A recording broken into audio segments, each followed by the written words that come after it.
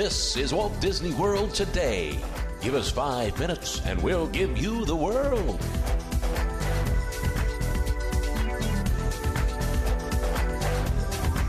It's Wednesday, November 23rd, 2005, and this is episode number 27 of Walt Disney World Today.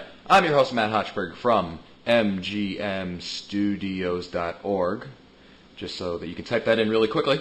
And our panel today includes the co-author of the unofficial guide to Walt Disney World, which can be found online at touringplans.com. Len Testa, welcome, Len. How's it going, Matt? Doing outstanding. Outstanding. And that's right. And Mike Scopa is also here, who is a columnist at mouseplanet.com. Welcome, Mike. Welcome, foolish mortals. Why didn't I use that? Oh. Is this podcast actually stretching? Was it your imagination? And we've also got Steve Seifert, better known as the Tiki Man. He's also here, and his website is online at www.tikiman2001.net. Welcome to the show, Steve. Aloha. Oh, that's an original introduction.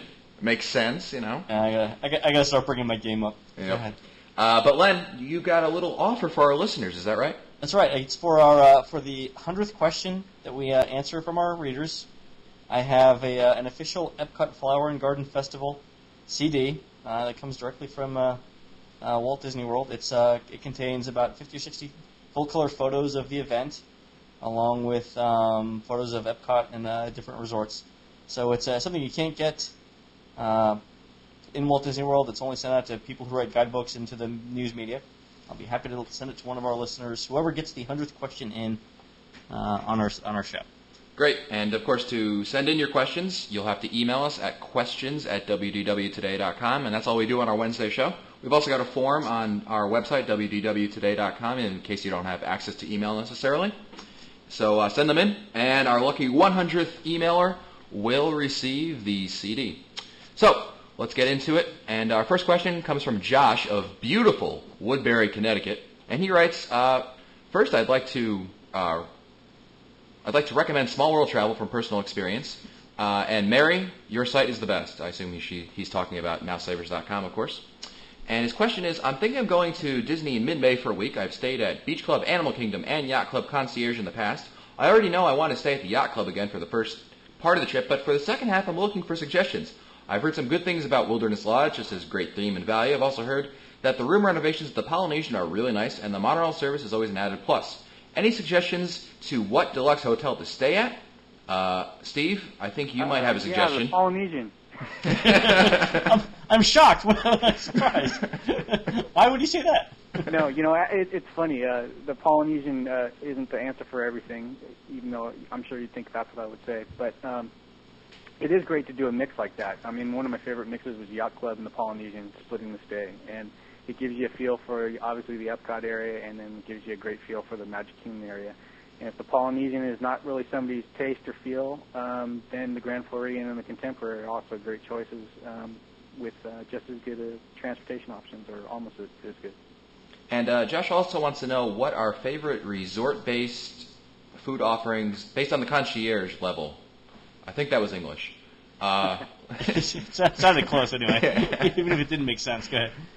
So what's everyone's favorite resort based on concierge food offerings? That's better. Animal Kingdom Lodge. Yeah, I'd have to say Animal Kingdom Lodge. Polynesian has some great offerings, but Animal Kingdom Lodge, I think the stuff comes right from Boma. Yeah, I'd put the Poly at number 2, though. Oh, definitely number 2. Yeah, I mean, plus the concierge staff at the Poly is really, really friendly. But yeah, I will say that the chef at the Polynesian is usually right there on hand, Chef Dick especially, and he will make specialty things for diabetics and others. So I think in that case, it's a little more personal touch, and they're there to talk with and offer even other items up. So that might be an added bonus for that. Hey, Mike, do you have a one? No, I don't. Josh mentioned Small World Travel. I know that Suppositoro has actually done comparisons of all of the concierge offerings at all the Disney resorts. So, Josh, you might want to just shoot a quick email to Sue and see what she thinks. Great. And Sue's email can be found online at her website at smallworldvacation. www.vacations.com. Oh, that's right. And if I could just offer one thing up, something I've heard about is sounds like it's going to come true, is a lot of the concierges that are now somewhat unique. It sounds like upper management is really trying to push for them to be kind of the same, which isn't necessarily a good thing, but it sounds like a lot of the menus at the different concierge levels might change in the next year or so. Great. Yeah, because nothing like lobster at the Animal Kingdom Lodge, or I think we're going to go more towards the cheese and cracker direction, actually, unfortunately. Our next question comes from Bob Haynes, and he writes in, I have heard about pre-arrival gift baskets in Disneyland. Do you know if they offer anything like this in Walt Disney World? For a fee, yeah, I've done it. You can call the hotel that you're staying at, and they'll put you in touch. I think it's the florist group that does it. Yeah, Walt Disney World Florist. Yeah, they do gift baskets, yeah. But they'll do anything. In fact, sitting on my bookshelf right here, I've got a white chocolate Mickey Mouse dusted in 24 karat gold that someone gave me in 1999. It's still in one piece. So yeah, they'll do anything. Yeah, I've been on the receiving end this past. Actually, I'm looking at the card. I received something this past July from the Walt Disney World Florist. It's a very nice gift, and I think you can go online and you can choose whatever you want, and they can have it delivered to the room. So you go online and do it? Yeah, they have. You can, you have some of the stuff online, yeah. It's DisneyFlorist.com. Oh, Yep. Cool. There you go. And like you said, they do offer up just about everything. You can call them and ask them, and they'll have everything from stuffed animals to gift bags to baskets, food, wine, everything, and flowers, of course. Can you get the profile of Mike Scopa in white chocolate? That's what I was looking for the next one. Well, that was our next question, Len. Okay, Thanks. well, on to number 4 then. Mike writes to us, I took part in the Walt Disney World College program, and I can safely make the assumption that I am now a Walt Disney World nerd. Well, Mike, call us back when you're a super Walt Disney World nerd. But after 2 years, I am going back, and this time with my roommate, who has never been. The main problem I am having right now, when we discuss the trip, is that he is not really a ride person. I even think that Big Thunder may be way too extreme for him. Is there something that comes to mind that I could do to ease his worries? It would be a complete sin to skip such attractions like Space Mountain, Splash Mountain, Star Tours, Soarin', etc. I'm not asking for him to be able to ride Rock and Roller Coaster or Tower of Terror, but I do need him I want to make him more comfortable. Guys, any ideas? Well, the first thing that comes to mind is Soarin'. I remember that when Len and I rode that in May, we kind of looked at it and we thought it was sort of like a tweener. It's not a real thrill ride, but it's not a sit-still kind of a ride attraction. It's a very gentle thrill ride, and I think what may be a good introduction to that type of attraction is to have your friends go on that. Of course, if there's a fear of heights, there's a problem, but I really think that that's a great introduction to a certain level of attraction that may be looked upon as being a gentle thrill ride. Yeah, I agree.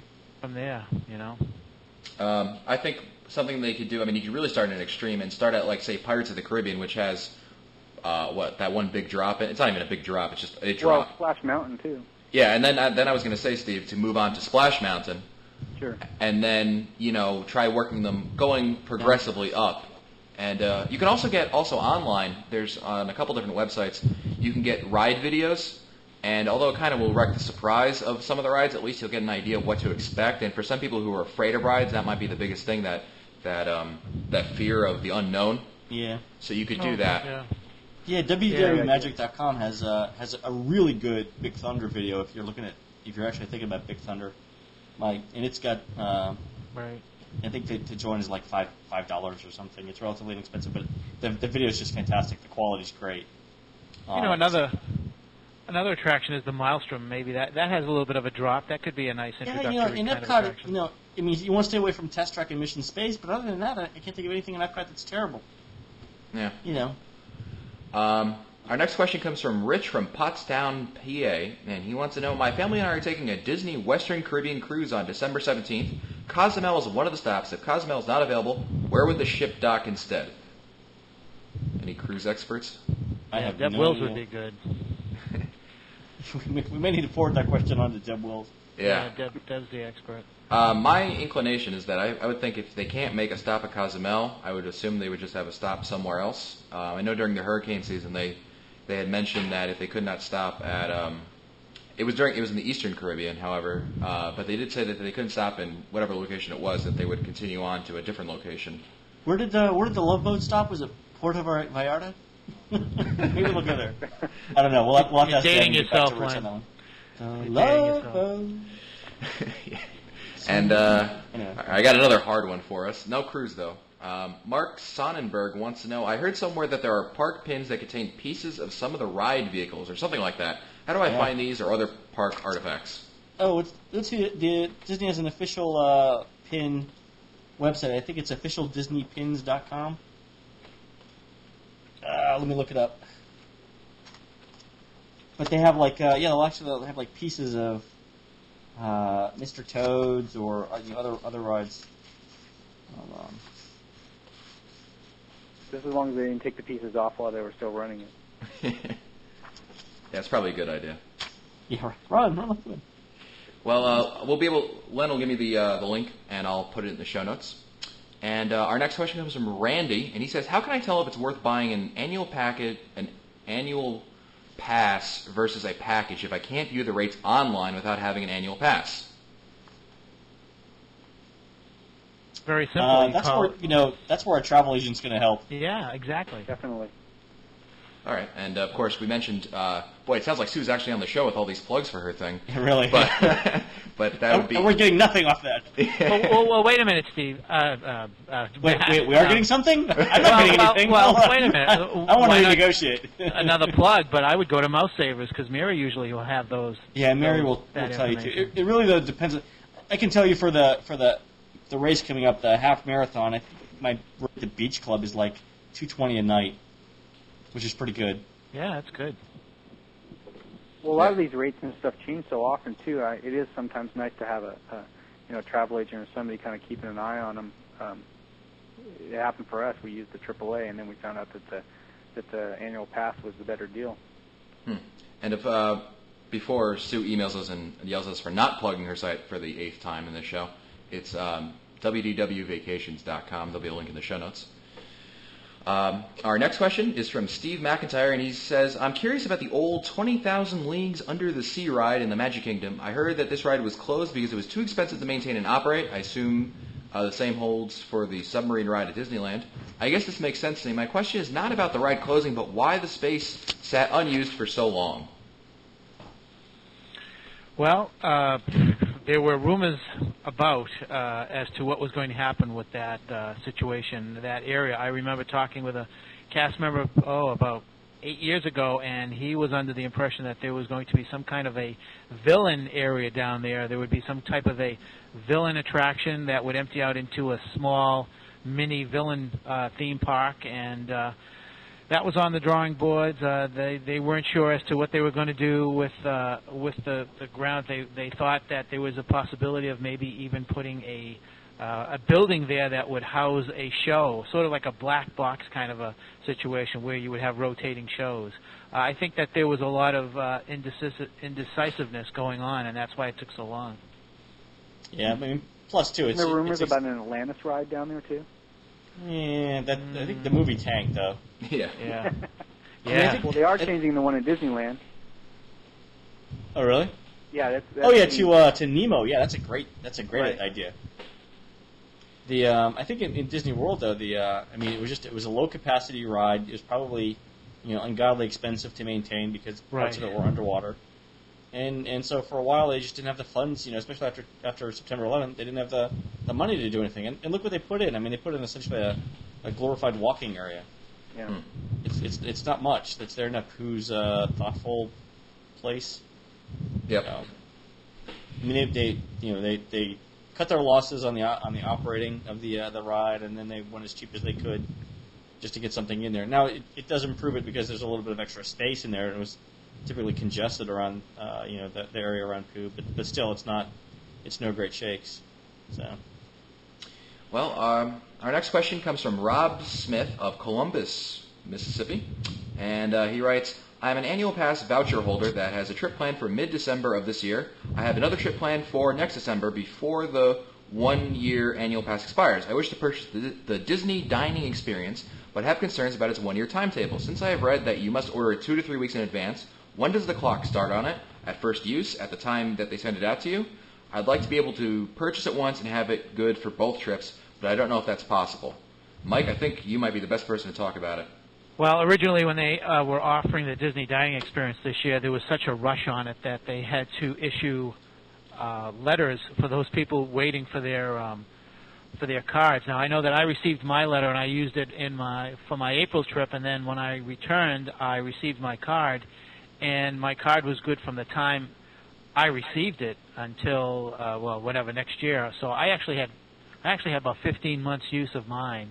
I believe that they pretty much date the card as to when you are expected to receive it. So usually on the day that you receive it is when the clock begins. It doesn't begin like an annual pass in that the first day you actually use it. So I think that when you request the card, when you receive the card, that's approximately when you will be starting the clock. My suggestion is to order it as late as possible, maybe even a week before you are actually going to arrive, and then on the phone say, gee, can I get a letter or something so that I can use it for my trip? In that manner, you might be able to get use of the card for more than a year, because they may give you a letter until you get the card, and then when you get the card, the year starts then. I mean, it's a long answer to the question, but I think that would be the best way to do it. Well, that's essentially what happened to me. I actually got an email when I signed up because I was leaving 3 days. They sent me an email to use, and all the restaurants I used apparently were familiar with the email and the format. I showed it to them, and they gave me the discount. So. Yeah. Well, I called last week, and the email is no longer being used, Len, actually. Really? Yeah, they said there were too many problems with people printing them out, like copies, and handing them off. Yeah. So now the current way to do it, and this is what I have to do, because, Rob, I'm in the same boat as you. For my trip next week, I have to go to Epcot Guest Relations, and they have my information on file there. I get it, and I assume perhaps that's when it starts. I'm not sure. But now that's the new policy if you need it before the card actually shows up in your door. That stinks. It's not bad. Epcot's a good park. All right, so many people, most people probably don't know this, but every year there's this little game that Bob and I play when we're writing the unofficial guide, and the game is this.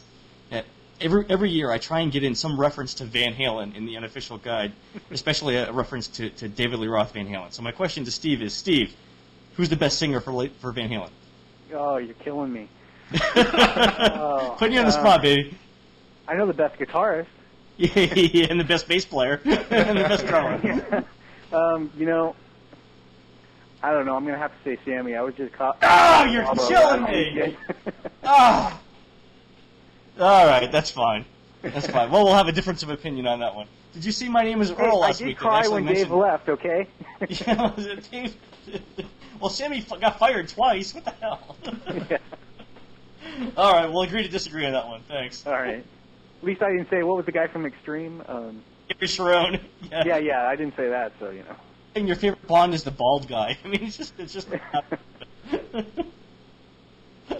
And that's it for us today. Of course, if you want your questions answered, be sure to email us at questions@wdwtoday.com.